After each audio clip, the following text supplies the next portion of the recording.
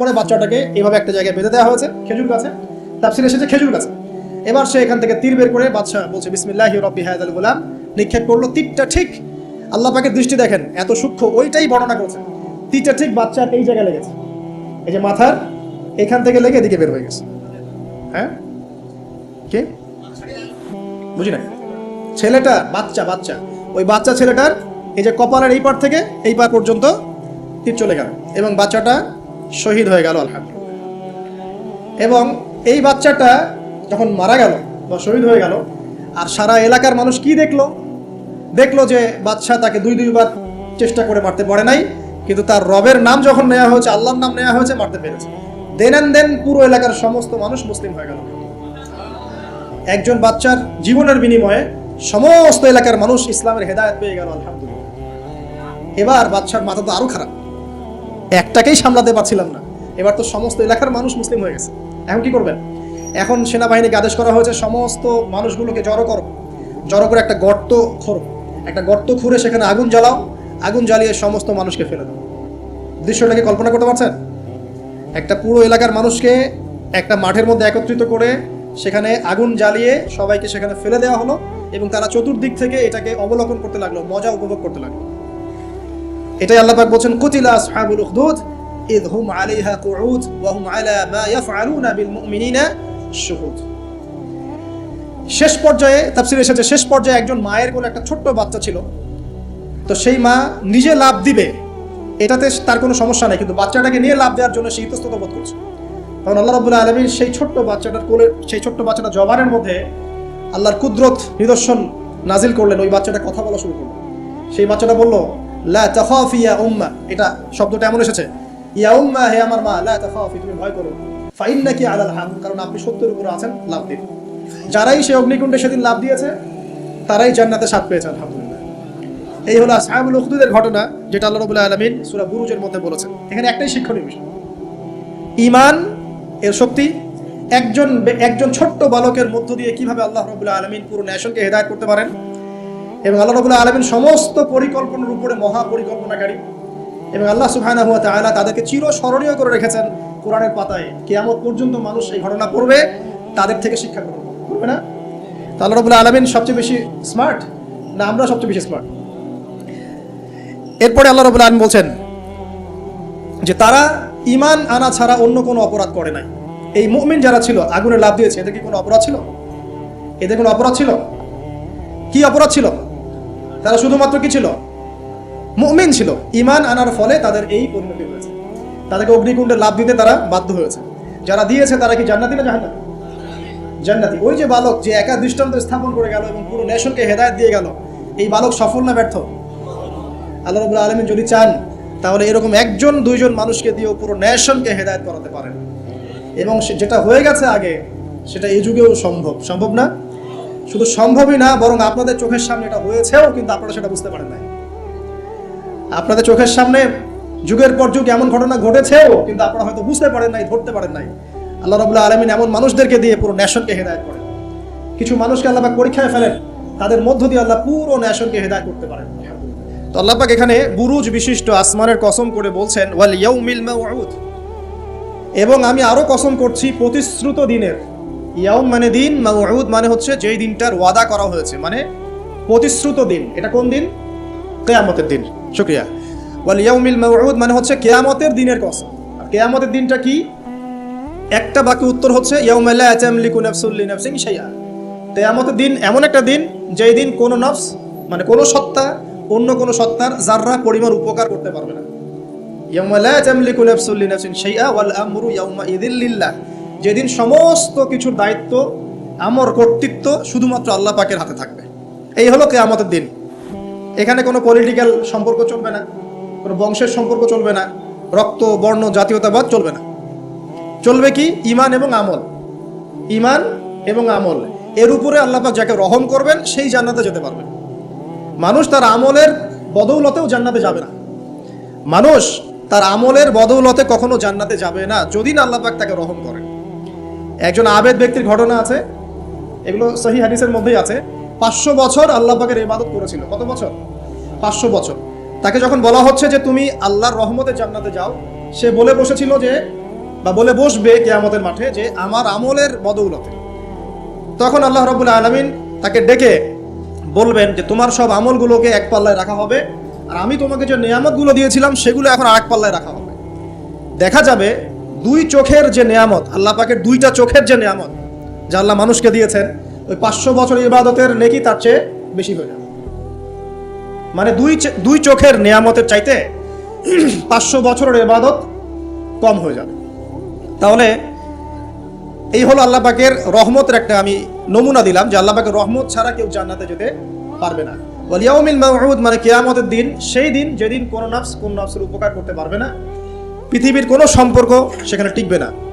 সূরা আবাসার মধ্যে আল্লাহ পাক বলছেন ইয়াউমা ইয়াফিরুল মারউ মিন আখি, যেদিন ভাই থেকে পালিয়ে যাবে, ওয়া উম্মিহি ওয়া আবি, মানুষ তার বাবা এবং মা থেকে পালিয়ে যাবে, ওয়া সাহিবাতিহি ওয়া বানি, তার স্ত্রী পুত্র সন্তান এগুলো থেকে মানুষ পালিয়ে যাবে।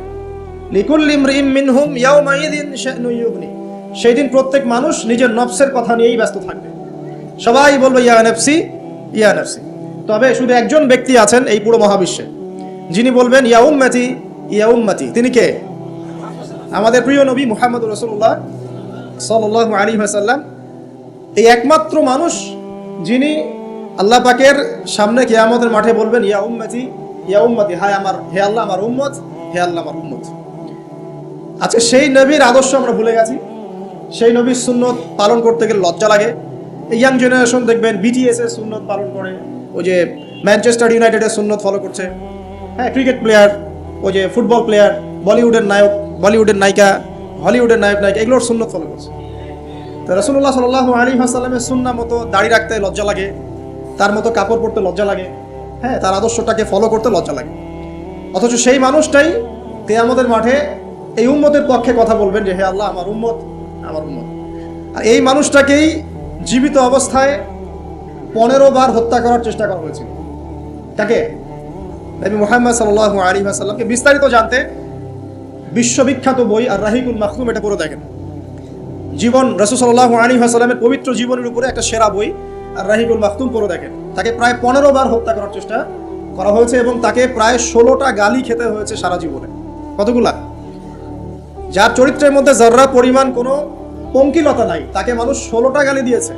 মানুষ বলেছে এই ব্যক্তি জাদুকর, সাহের, নাউজুবিল্লাহ। এই ব্যক্তি কাযযাব, নাউজুবিল্লাহ, মিথ্যাবাদী। মিথ্যাবাদী না, কাযযাব মানে মহামিথ্যাবাদী। কাযযাব মানে কি? মহামিথ্যাবাদী। তারপরে বলা হচ্ছে এই ব্যক্তি সাহের, জাদুকর। এই ব্যক্তি হচ্ছে মজনুন, পাগল। এগুলো মানুষ বলেছে আইয়ামে জাহিলিয়াতের মানুষ। তো এই যে আবু জাহেল, আবু লাহাবরা যে কথাগুলো বলেছিল, আজকের এই সো কল্ড বাক স্বাধীনতার যুগে কিছু মানুষ এই কথা বলে না? বলে না? তো এরা কার উত্তরসূরি বুঝতে পারছেন? এই যে আবু লাহাব যে বলেছিল ও আলী জামাআতানা লিহাদা, ও সে বলেছিল আলী জামাআতানা লিহাদা, ওই পাহাড়ের নিচে দাঁড়িয়ে আবু লাহাব বলছিল। নবী সাল্লাল্লাহু আলাইহি ওয়াসাল্লাম বলছেন তোমরা সবাই শুধু বলো কুলু লা ইলাহা ইল্লাল্লাহ তুফলিহুন। হে আমার চাচারা, কুরাইশ বংশে যারা আছেন আপনারা, ইয়া মা'আশারাল কুরাইশ, আপনারা শুধু বলেন কুলু লা ইলাহা ইল্লাল্লাহ, খালি একবার বলেন যে লা ইলাহা ইল্লাল্লাহ তুফলিহুন, আপনারা সফল হয়ে যাবেন, আরব আজম উভয় রাজত্ব পাবেন। নবীজি বলছেন। তখন আবু লাহাব হাততালি দিয়ে বলছিল আলী হাদা জামাআতানা, এই জন্য আমাদেরকে এখানে একত্রিত করেছো। তখনই হাততালি দিয়ে পাথর নিয়ে রাসূল সাল্লাল্লাহু আলাইহি ওয়াসাল্লামের দিকে নিক্ষেপ করেছে। নাউযুবিল্লাহ। তো তখনই আল্লাহ পাক আয়াত নাজিল করলেন। কোন আয়াত? তাব্বাত ইয়াদা আবি লাহাবিন ওয়া তাব, ধ্বংস হোক আবু লাহাবের দুই হাত, যে দুই হাত দিয়ে সে পাথর নিক্ষেপ করেছে, ওয়া তাব, এবং সে নিজেও ধ্বংস হোক। দেখেন, কিয়ামত পর্যন্ত কোরআন থাকবে না, এই সূরাটা থাকবে না। তো কিয়ামত পর্যন্ত মানুষ কোরআন তেলাওয়াতের মধ্য দিয়ে আবু লাহাবকে গালি দিবে না?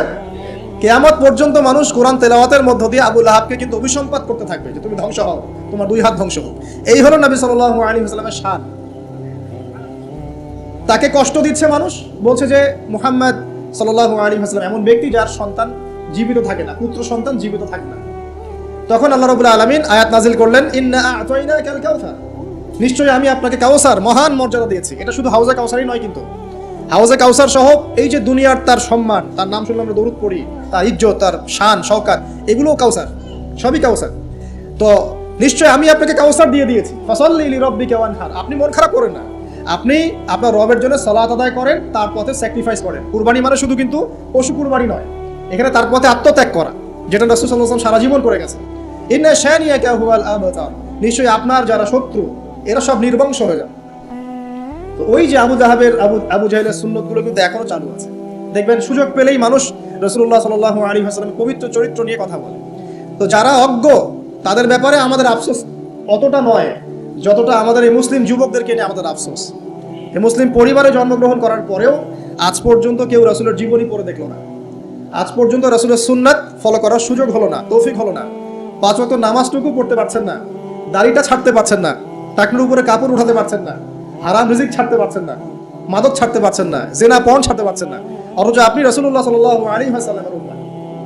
আপনার জন্যই আমার জন্যই নবী সাল্লাল্লাহু আলাইহি ওয়াসাল্লাম কালকে আমাদের মাঠে সুপারিশ করবে ইনশাআল্লাহ তাআলা। তো সুপারিশ পেতে হলে তো যোগ্য হতে হবে নাকি? একটা সুপারিশ পেতে হলে তো যোগ্য হতে হবে। যোগ্যতা কি? এক বাক্যে উত্তর হচ্ছে আপনার 24 ঘন্টাকে আপনি নবী সাল্লাল্লাহু আলাইহি ওয়াসাল্লামের সুন্নাহ দিয়ে ঢেলে সাজাবেন। একদম উঠবেন, বসবেন, খাবেন, চলবেন, ফিরবেন, কথা বলবেন, নামাজ পড়বেন, যত কাজ আছে সব হবে কার তরিকায়? রাসূল সাল্লাল্লাহু আলাইহি ওয়াসাল্লামের তরিকায়। যদি এটা শিখতে না পারেন, ওই যে আল্লাহর রাস্তায় সময় দিচ্ছে ভাইরা, 3 দিন 7 দিন 40 দিন চলে যান, দেখবেন 40 দিনের মধ্যে আপনাকে সুন্নত শিখা বাসায় পাঠিয়ে দিবে ইনশাআল্লাহ। এমন কোনো জামাত নাই যেটা 100% পরিশুদ্ধ আছে।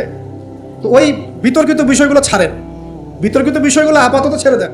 সুন্নতটা তো শিখাবে আপনাকে তো নামাজটা শিখাবে, জামাতে নামাজের পাবন্দি শিখাবে, হাদিস চর্চা শিখাবে, তালিম করা শিখাবে, দাওয়াত দেওয়া শিখাবে। এইটুক শিখে চলে আসে। কমপক্ষে আপনি আপনার ব্যক্তি জীবনটাতে রাসূলের সুন্নাহটা প্রতিষ্ঠা করেন। সারা দুনিয়ার মানুষ সুদ খায় খাক, অর্থনৈতিক জীবনে গিয়ে আমি সুদ খাবো না। প্রয়োজনে কৃষিকাজ করে খাবো, মাছ চাষ করে খাবো, গরু ছাগল প্রতিপালন করবো, তারপরেও সুদ খাবো। আমি ব্যবসা করতে গিয়েছি, ওখানেও নবীর সুন্নত লাগবে, আমি মাপে কম দিতে পারবো না। সারা দুনিয়ার মানুষ দেয়, দেখ, সারা দুনিয়ার মানুষ মজুদ করে করুক, আমি করবো না। সারা দুনিয়ার ব্যবসায়ীরা কালোবাজারি করে করুক, আমি করবো না।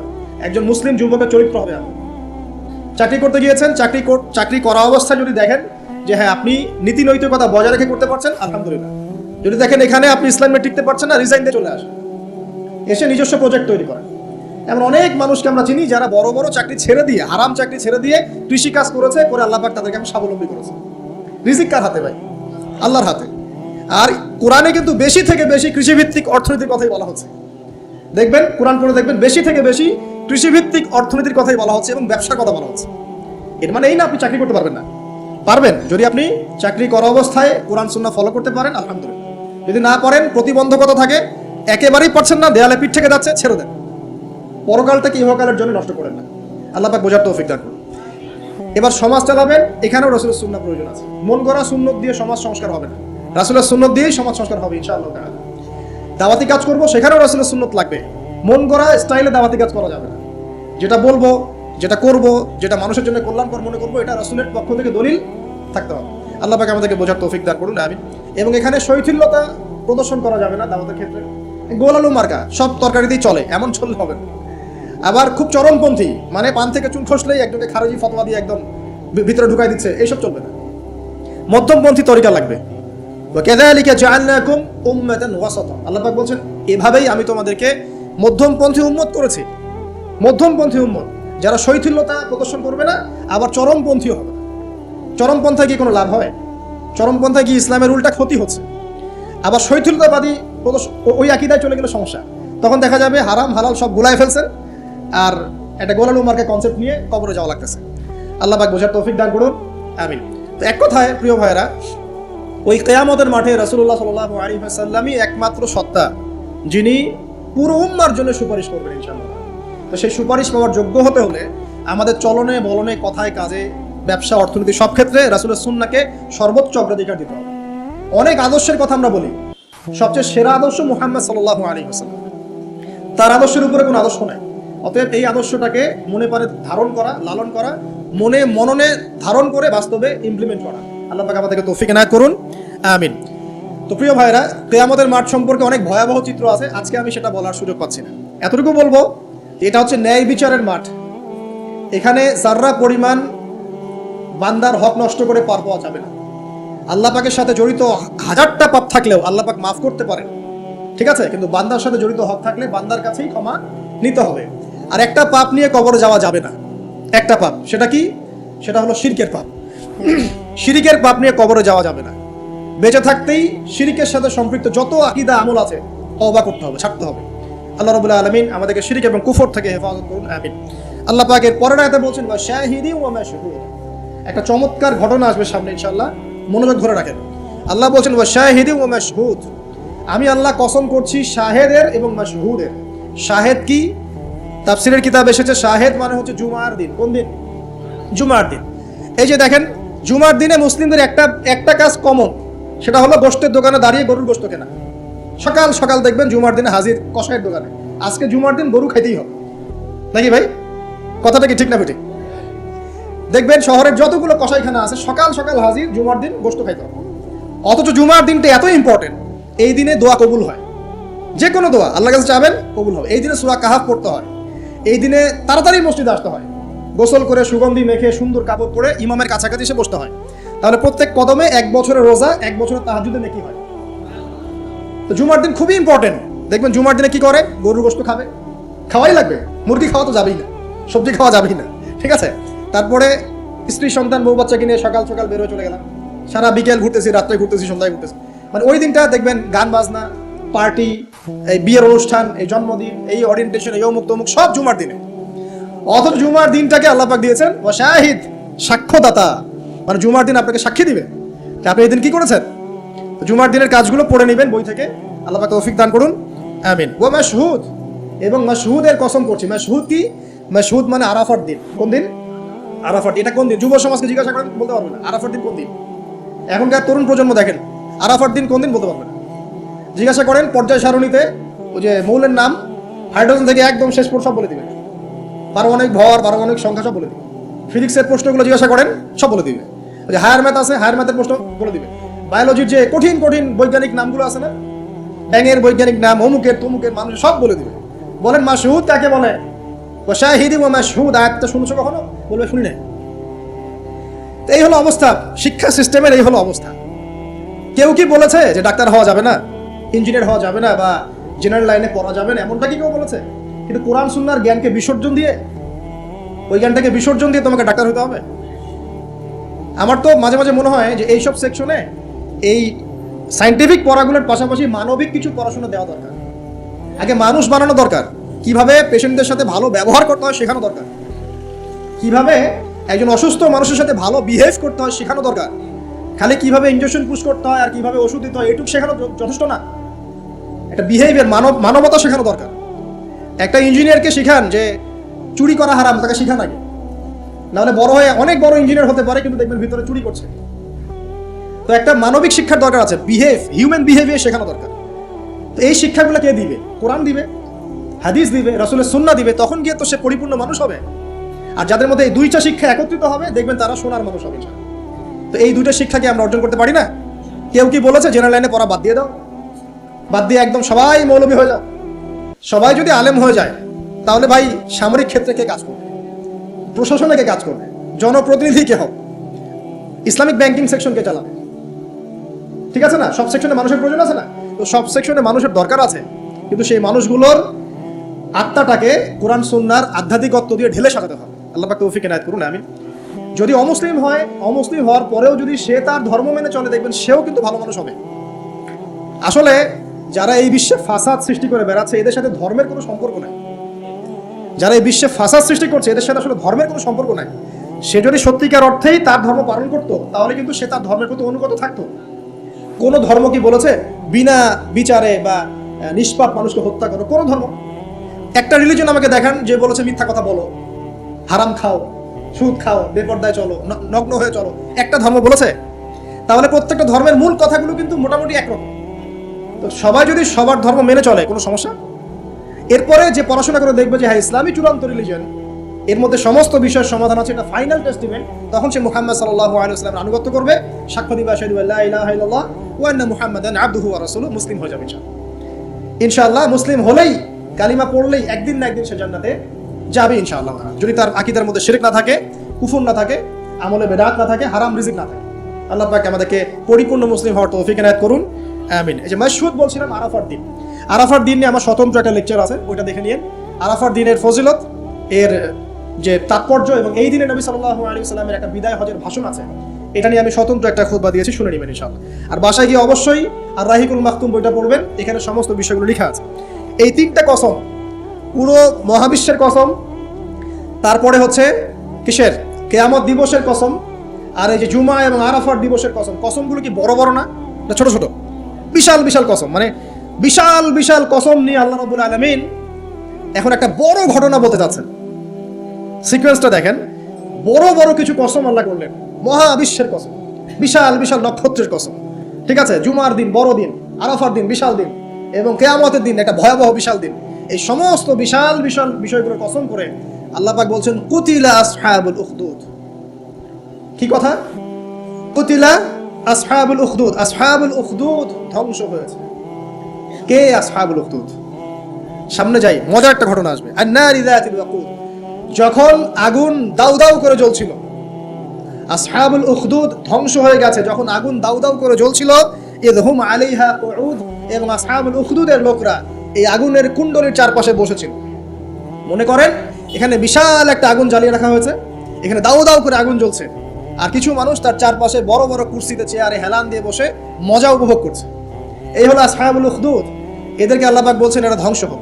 কুতিলা আসহাবুল উখদুদ ওয়াহুম আলা মা ইয়াফআলুনা বিল মুমিনিনা শুহুদ। তারা বসে বসে কি করছিল? তারা বসে বসে দেখছিল যে মুমিন মুসলিমদের সাথে কি নির্যাতন করা হচ্ছে। মুমিন মুসলিমদের সাথে ওই আগুনের মধ্যে যা নির্যাতন করা হচ্ছিল, ওরা চারপাশে বসে বসে এটা অবলোকন করছিল, হাসছিল, মজা নিচ্ছিল। এই আসহাবুল উখদুদরা ধ্বংস হোক। ওয়ামা নাকামু মিনহুম ইল্লা আন ইউমিনু বিল্লাহিল আজিজিল হামিদ। আল্লাহ পাক বলছেন ওই মুমিনদের কোনো দোষ ছিল না যে মুমিনদেরকে ওই অগ্নিকুণ্ডে পুড়িয়ে মারা হচ্ছিল এবং চারপাশে কিছু মানুষ জড়ো হয়ে দেখছিল, মজা নিচ্ছিল। আসহাবুল উখদুদ, ওই মুমিনদের কোনো দোষ ছিল না, শুধু একটা অপরাধ তাদের দৃষ্টিতে। কি সেটা?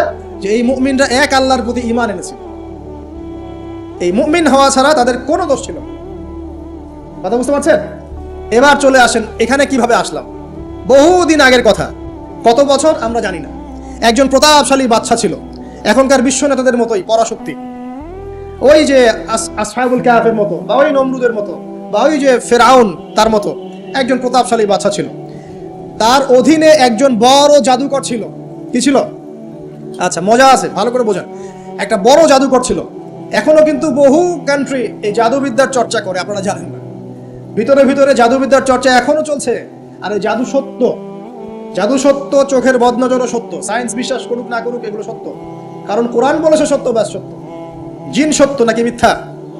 ফেরেশতা সত্য না মিথ্যা? কবরের আযাব সত্য না মিথ্যা? এগুলো তো চোখে দেখা যায় না, বিশ্বাস করলেন কিভাবে? এই চোখে দেখা যায় না বিশ্বাস করেছেন বলেই তো আপনি মৌলবাদী। চোখে দেখা যায় না, অহেতুক বিশ্বাস করছেন, অতএব আপনি একজন মৌলবাদী মানুষ। বুঝতে পারছেন? তো এই বিষয়গুলো বিশ্বাস না করলে কি আপনি মুমিন হতে পারবেন? আচ্ছা, কবরের আযাব সত্য না মিথ্যা আমরা বিশ্বাস করেছি, তোমরা মরার পরে বিশ্বাস করো। আমরা মরার আগেই বিশ্বাস করেছি, তোমরা মরার পরে বিশ্বাস করো। তারপর তোমরা পাক্কা মৌলবাদী হয়ে যাবে। মরার পরে যখন কঠিন কবরের আযাব শুরু হবে, দেখবা যে আইনাল ইয়াকিন। ইয়াকিন কয়েক প্রকার হয়। একটা হচ্ছে আপনার আইনাল ইয়াকিন, হাক্কুল ইয়াকিন, এরকম কথা আছে কোরআনে। মানে আইনাল ইয়াকিন মানে চোখে দেখলাম এবার বিশ্বাস করো। রব্বানা আবসারনা ওয়া সামি'না ফারজি'না না'মাল সালিহান ইন্না মুকিনুন। আছে না সূরা আলিফ লাম মিম সিজদা? হাফেজে কোরআন যারা আছেন, আল্লাহর সামনে জাহান্নামীরা বলবে রব্বানা, হে আমাদের রব, আবসারনা, এই যে দেখলাম, তোমার আযাব দেখেছি আমরা, এখন পরকালের কথা। ওয়া সামি'না, এই যে শুনতে পাচ্ছি এখন আযাব, ফারজি'না, আমাদেরকে ফিরিয়ে দিন। কোথায় ফিরিয়ে দিবে? দুনিয়ায়। না'মাল সালিহান, আমরা সৎ কাজ করব, ইন্না মুকিনুন, আমাদের ইয়াকিন হয়ে গেছে। তার মানে সবাই বিশ্বাস করবে একদিন না একদিন, তাই তো? এই ঈসা ইবনে মারইয়ামকে যে মানুষ বলছে ক্রুসিফাইড, তাকে ক্রুসিফাইড করা হয়েছে, তিনি মারা গেছেন, নাউজুবিল্লাহ, বলা হচ্ছে না? আচ্ছা, ঈসা ইবনে মারইয়াম যখন নেমে আসবেন সবাই বিশ্বাস করবে না? সূরা মাইদায় এই জন্যই বলা হচ্ছে যে ঈসা ইবনে মারইয়ামকে যখন পাঠানো হবে, একজন আহলে কিতাব বাকি থাকবে না যে তার প্রতি ঈমান নিয়ে আনবে না। এমন একজন মানুষ তখন খুঁজে পাওয়া যাবে না যে তার প্রতি ঈমান আনবে না আহলে কিতাবদের মধ্যে। ঈসা ইবনে মারইয়ামকে ক্রুসিফিকশন করা হয় নাই। ঈসা ইবনে মারইয়ামকে আল্লাহ রাব্বুল আলামিন তার কাছে উঠিয়ে নিয়েছেন। আর যে আল্লাহ পুরো মহাবিশ্ব চালাতে পারেন, সে একজন মানুষকে উঠাতেই পারেন। এটার এমন কি বিষয় যে আল্লাহ রাব্বুল আলামিন আপনার দেহের মধ্যে রূহ রেখে দিয়েছেন, তার হুকুমে বের হয়ে চলে যাবে। সে আল্লাহ রাব্বুল আলামিন রাসূল সাল্লাল্লাহু আলাইহি ওয়াসাল্লামকে মিরাজে উঠিয়েও নিতে পারেন। সিম্পল। শেষ করি, সূরাটার সামনে যাই। আল্লাহ রাব্বুল আলামিন এরপর যেটা বলেছেন যে ইন্নাল্লাযীনা, ওদের পরিণতি কি হবে যারা এই কাজটা করলো? ইন্নাল্লাযীনা ফাতানুল মুমিনিনা ওয়াল মুমিনাত সুম্মা লাম ইয়াতুবু ফালাহুম আযাবু জাহান্নাম। যারা মুমিনদের সাথে এমন নির্যাতন করলো, কি করলো? আগুনে পুড়িয়ে জীবন্ত মেরে ফেললো। যারা মুমিনদের সাথে এমন দৃষ্টান্ত স্থাপন করলো, নির্যাতন করলো, ফিতনায় ফেললো এবং তওবা করে ফিরেও আসলো না, আল্লাহ পাক বলছেন নিশ্চয়ই তাদের জন্য যন্ত্রণাদায়ক শাস্তি আছে জাহান্নামে, ওয়ালাহুম আযাবুল হারিক, এবং তাদের জন্য মর্মান্তিক শাস্তি অপেক্ষা করছে। কাদের জন্য? যারা মুমিনদেরকে ফিতনায় ফেলেছে, কষ্ট দিয়েছে, নির্যাতন করেছে, নিপীড়ন করেছে। তারপর আল্লাহ পাক বলছেন ইন্নাল্লাযীনা আমানু ওয়া আমিলুস সালিহাত লাহুম জান্নাতুন তাজরি মিন তাহতিহা আল আনহার। আর যারা এই পরীক্ষায় উত্তীর্ণ হয়ে গেল, যাদেরকে আসহাবুল উখদুদরা ফেলে দিল গর্তে, যারা আগুনে লাফ দিল, অগ্নি পরীক্ষা দিল, আল্লাহ পাক বলছেন এরা সফল হয়েছে, এরা জান্নাতে যাবে যার তলদেশ দিয়ে নহর সমূহ প্রবাহিত হচ্ছে। আলহামদুলিল্লাহ, ওয়াযালিকাল ফাউজুল কাবীর। আর এটা হচ্ছে সবচেয়ে বড় সাফল্য, এটাই হচ্ছে সাফল্যের চূড়ান্ত সংজ্ঞা। দুনিয়াতে আপনি কতটুকু খাচ্ছেন, করছেন, কতটুকু ব্যবসা বাণিজ্য করছেন, কতটুকু স্ট্যাটাসের মালিক, এটা বড় কথা নয়। আপনি দিন শেষে জান্নাতে যেতে পারবো কিনা, এটাই বড় কথা। যদি জান্নাতে যেতে পারি ইনশাআল্লাহ তাআলা আমরা সফল। যদি জান্নাতে যেতে ব্যর্থ হই, আল্লাহ না করুক, তাহলে আমাদের চেয়ে ব্যর্থ এই মহাবিশ্বের কোনো সৃষ্টি নাই। আল্লাহ পাক বোঝা তৌফিক এনায়েত করুন, আমিন। আল্লাহ পাক এরপরে বলছেন ইন্না বাতশা রাব্বিকা লাশাদীদ। জেনে রাখো, যারা আল্লাহর বিরোধিতা করবে, তার নবী, তার আসমানি কিতাব এবং দ্বীনের বিরোধিতা করবে, তাদের জন্য আল্লাহর শাস্তি আছে। এই শাস্তিটা প্রচন্ড কঠিন। ইন্না বাতশা রাব্বিকা লাশাদীদ, আল্লাহ পাকের শাস্তি প্রচন্ড কঠিন। আমরা একটা কনসেপ্ট লালন করি মাথায়, আল্লাহ পাক গফুর রহিম, রহমানুর রহিম, ঠিক আছে, তাই না? একই সাথে আল্লাহ পাক কিন্তু শাদীদুল ইকাবও বটে। আল্লাহ পাক একই সাথে কিন্তু কঠোর শাস্তিদাতাও বটে। আল্লাহ এটা বলছেন ইন্না বাতশা রাব্বিকা লাশাদীদ। আল্লাহ পাক ছাড় দিচ্ছেন আমাদেরকে, ছেড়ে দিবেন না। কিন্তু তোমরা যারা এখন নামাজ পড়ছো না, সওম রাখছো না, হারাম কাজে লিপ্ত আছো, হারাম খাচ্ছ, এবং জেনায়, পর্নে, মাদকে লিপ্ত আছো, অহেতুক সময় নষ্ট করছো, দিনের কোনো ফিকির নাই, আল্লাহ পাক কিন্তু সবকিছু দেখছেন, আল্লাহ পাক কিন্তু সবকিছু শুনছেন, আল্লাহ রাব্বুল আলামিন সুযোগ দিচ্ছেন, সময় দিচ্ছেন। তাই বলে কিন্তু আল্লাহ পাক ছেড়ে দিবেন না কখনো। আল্লাহ রাব্বুল আলামিন কিন্তু পুঙ্খানুপুঙ্খ হিসাব নেবেন। এটাই বলছেন ইন্না বাতশা রাব্বিকা লাশাদীদ। আল্লাহ পাকের শাস্তি কিন্তু বড়ই কঠিন। আল্লাহ পাক আমাদের সবাইকে তার শাস্তি থেকে হেফাজত করুন, আমিন। একটা এক্সাম্পল দিচ্ছি খালি, জাস্ট। আবু তালেব নাম শুনেছেন? কে ছিল? রাসূল সাল্লাল্লাহু আলাইহি ওয়াসাল্লামের চাচা। দীর্ঘদিন, বছরের পর বছর তিনি নবী সাল্লাল্লাহু আলাইহি ওয়াসাল্লামকে সাপোর্ট করেছেন। যদিও তিনি মুসলিম হননি, কিন্তু সাপোর্ট করেছেন, ফাইন্যান্সিয়াল সাপোর্ট, সোশ্যাল সাপোর্ট, তাকে সাপোর্ট দিয়েছেন। কিন্তু শেষমেশ তিনি লা ইলাহা ইল্লাল্লাহ পড়তে পারেন নাই, মুমিন মুসলিম হননি। কিন্তু নবীকে এমনভাবে সাপোর্ট দিয়েছেন যেটা আরবের কেউ দেয়নি তাকে। তাহলে এই ব্যক্তি কি পাবে পরকালে? সাহাবীরা জিজ্ঞাসা করছেন আপনার চাচার কি হবে পরকালে? রাসূলুল্লাহ সাল্লাল্লাহু আলাইহি ওয়াসাল্লাম বলছেন আমার চাচা আমাকে অনেক অনেক খেদমত করেছে, উপকার করেছে দিনের জন্য, কিন্তু ঈমান নিয়ে আসে নাই। যদি সে ঈমান নিয়ে আসতো আমি তার প্রতি সুপারিশ করতাম। তিনি চাচাকে বলেছিল না, খালি একবার বলেন লা ইলাহা ইল্লাল্লাহ, আমি আপনার জন্য আল্লাহর কাছে সুপারিশ করব ইনশাআল্লাহ। তিনি ঈমান নিয়ে আনেননি। এই কারণে জাহান্নামের সবচেয়ে নিম্নতর শাস্তি তাকে দেওয়া হবে। সেটা কি? তাকে আগুনের এক জোড়া জুতা পরিয়ে দেওয়া হবে। আগুনের এক জোড়া জুতা। এই আগুনের এক জোড়া জুতাতেই নাউজুবিল্লাহ তার মাথার যে মগজ, এই মগজটা টকবক করে ফুটতে থাকবে। ইন্না বাতশা রাব্বিকা লাশাদীদ কিভাবে বুঝাবো? এটা হলো আবু তালেবের ব্যাপার। তাহলে যারা এখন প্রকাশ্যে ইসলামের এগেইনস্টে কথা বলছে, কাজ করছে, সুন্নতের খেলাফ কাজ করছে, আমরা নামাজ পড়ছি না, সুদ খাচ্ছি, ঘুষ খাচ্ছি, দুর্নীতি করছি, আমাদের কি হবে? জাস্ট নিজের ফিকির করেন, ডান বাম সব ভুলে যান, নিজের কবরের ফিকির করেন, জাস্ট নিজের কবরের ফিকির করেন। আপনি আমি কবরে গেলে কি করবো এই ফিকির করেন, দেখবেন নিজে ভালো হলে সব ভালো হয়ে যাবে ইনশাআল্লাহ। নিজে ভালো হবে না, কিছুই ভালো হবে না। আল্লাহ পাক আমাদের সবাইকে আল্লাহর আযাব থেকে বাঁচান, আমিন। আল্লাহ পাক